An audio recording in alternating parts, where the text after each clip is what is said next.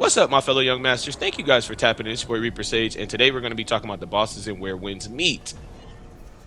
First and foremost, I want to talk about how amazing this game is, and then we're going to dive into some of the mechanics, some of the things you can do with your friends, and just overall how good this game is, especially with the bosses. So, when you are fighting the bosses, you're going to get this little mechanic that's a parry mechanic, and don't worry, if you do get used to this mechanic and you feel like it slows you down, you can take it off.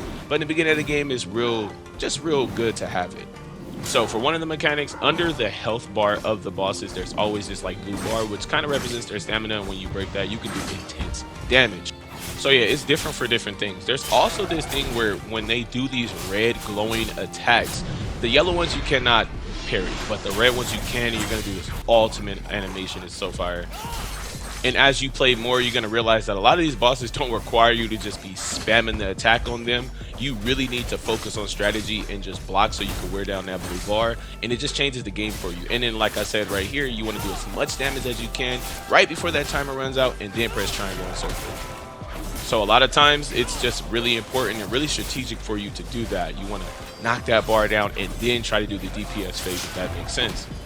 As you play the game, you're going to notice that there's certain skills that will help you literally fight and defeat the boss, and they're literally key to defeating them, especially when you're with other people. So I advise you to really pay attention to that, and it'll just help change the game in general. Dedication is real.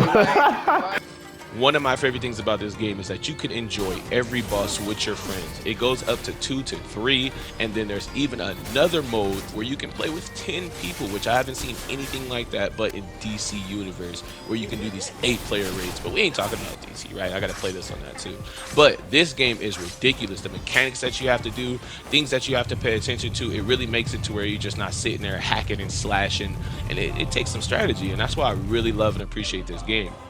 Not only are you fighting like, small bosses, kind of medium bosses, multiple types of enemies, but you will be fighting massive enemies. And this is where this Elden Ring feel kind of comes in.